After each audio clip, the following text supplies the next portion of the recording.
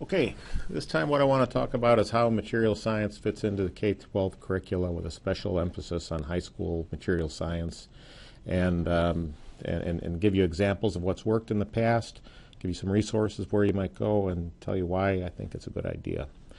So I think material science often belongs in K-12 teaching. Why?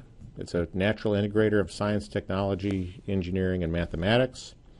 It offers great opportunities for experiential learning. I think this is particularly important. What seems to have happened over the past couple decades is we've separated academic kids from kids that are hands-on, kids who are going to the hands-on track, go to career centers and learn professions.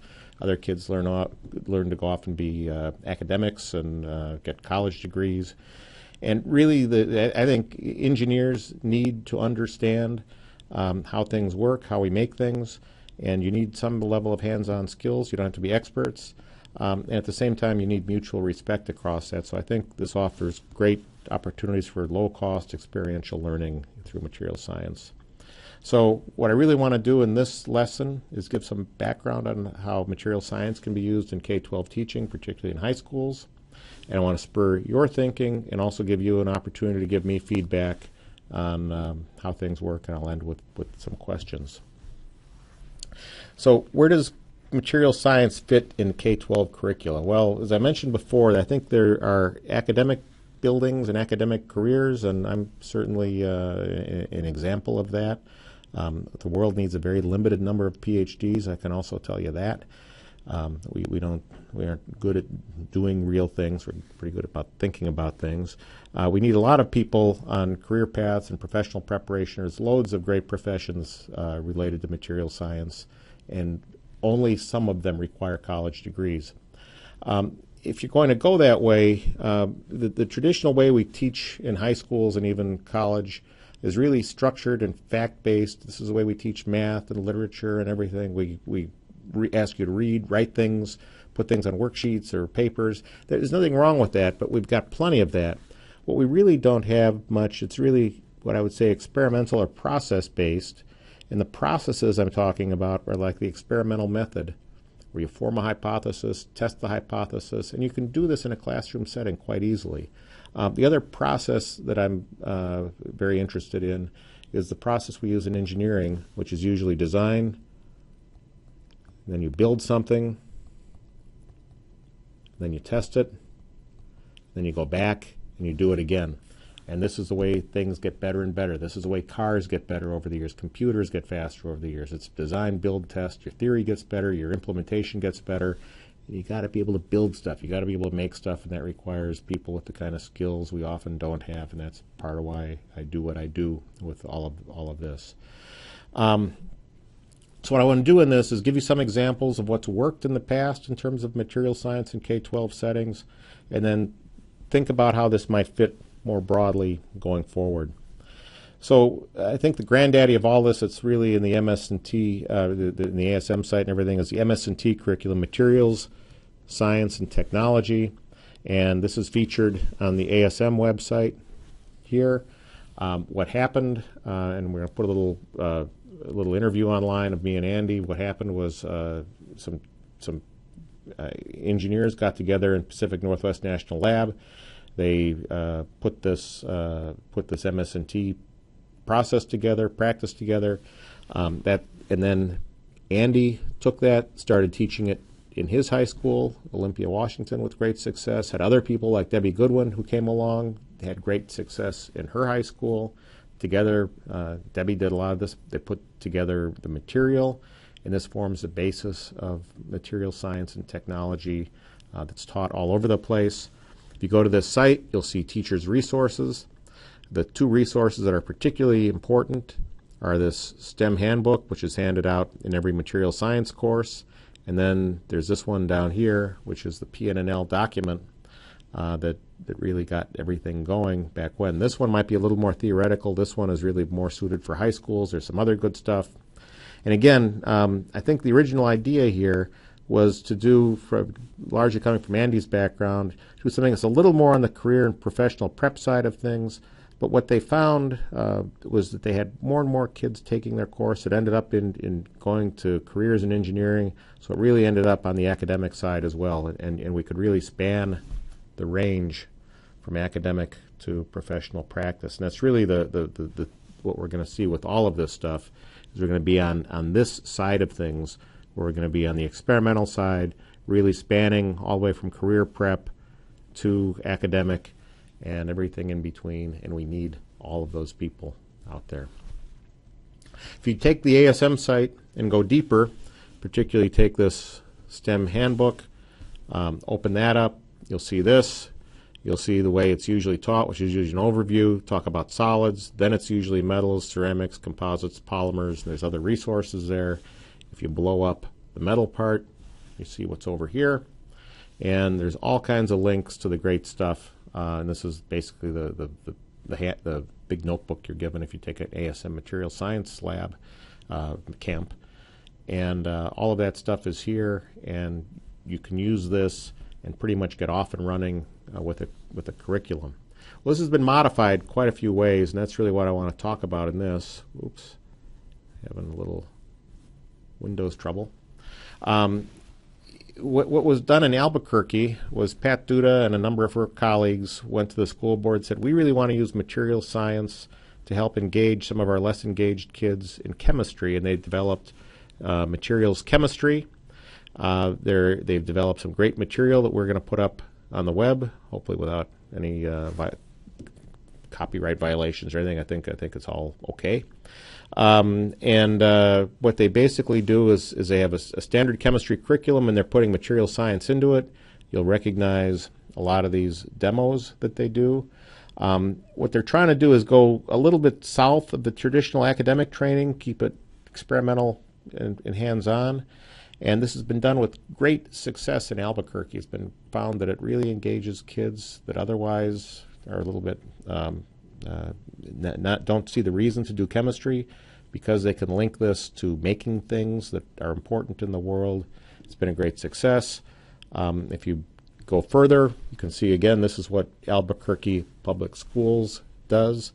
And again, it's a mix of standard chemistry, material science curricula. Here's material science curricula, and a lot of this again is hands-on based. They've made it work. It's a really wonderful way to use material science in your high school curriculum. In Westerville City Schools, starting at Westerville South, we've got another awesome local teacher, Beth Eddy, and she started a material science program here about 2007 or 8. And she's also on the experimental side, but very much on the academic side. Her background comes from being an AP chemistry teacher, but I think it's not as academic as some of the other things she teaches. But again, it's based on the material science and technology content that was developed at Pacific Northwest National Lab and through Andy and Debbie and others. And her syllabus we will put online. Beth is very willing to share everything she does. And it's been a great success at Westerville South, and now it's offered in all 3 buildings in Westerville. And again, it's basically the same things, but a little more math and science and chemistry thrown in than is in the traditional MS&T course. The other place you can use this is even for special needs kids. It gives you a great venue for hands-on things. Brian Shipman of Springfield and Tracy Wilson of Dayton have developed a great program where they look at recycling is really a way to think about carbon footprint, landfills, all of this. And they do hands-on activities where, for example, a cast tin, SN, the element for tin, can be done at low temperature, not very dangerous. You can hurt yourself if you're not careful. They also make pulp and make paper, and they make some really cool craft paper in the end. It looks like something you'd pay a lot of money at an art store for in the end. They also do things where they melt things like medicine bottles, and you get really cool looking things. Demonstrates one of the great properties of polymers. Thermoplastics can be melted and reused. Again, it's very experimental, and it's really on the career professional prep side of things, getting special needs kids some hands-on skills learning to do things safely, go off and use those skills in the world. Now we're going to transition to things that are a little bit more aspirational, but really going on. Tolles is a career academy out in Plain City, Ohio, a little west of Columbus. We've got a couple other awesome teachers there, Karen Jackson, Todd Bolenbaugh. And they are using this in their building. Again, experimentally based, very much on the career professional prep side of things. Other things they've got at Tolles include things like auto shop and welding. And I think bringing materials into the makers movement is really a wonderful thing to do. Because all of these processes, if you're going to make anything, you've got to understand how the material responds. Karen and Todd are on that vanguard. I think I see a program developing. I'm hoping that West High School in Columbus, where they've got a fab lab set up, we might be able to see if we can pilot a program, something like this. Todd has a great site, Matt Side Teacher on YouTube, lots of awesome videos shown there. Another opportunity, I think, is materials for next generation auto body. If you look at what's going on in the world of automobiles, we're using more and more materials. You're not going to be able to just take your car to any old dealer and have it fixed. If you get one of these great new aluminum F-150s, it's an aluminum alloy body on a steel frame. Wonderful piece of technology. Saves about 700 pounds. But if you don't know how to treat the aluminum and you get into a wreck, bring it to the wrong shop, you're not going to have a very good repair done. We have to start teaching people that do next generation auto bodies the fundamentals of materials so they can repair them. So aluminum is coming. It's here in a big way with the new F-150. A lot of people think carbon fiber is coming.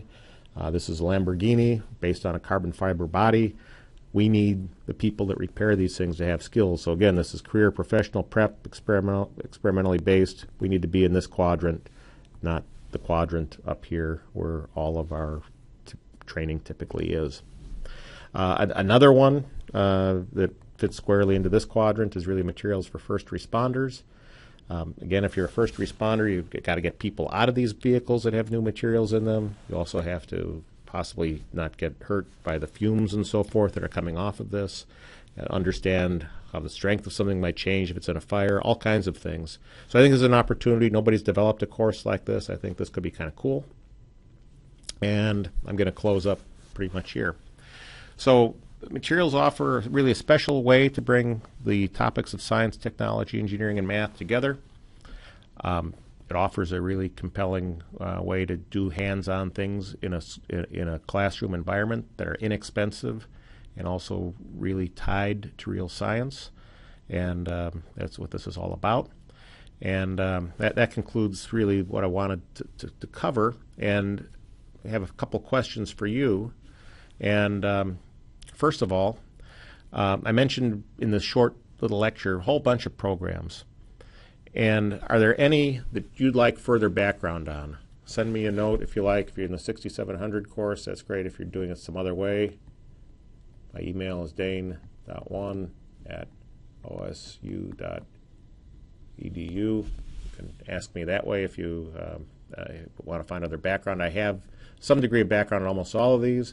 Secondly, we're putting together a math-science partnership program for next year, and the focus is going to be material science-focused courses in K-12. We're going to, I think, try to go after the broad scope of these things. Would you like to be part of this? That's an important question. Just excuse me 1 second.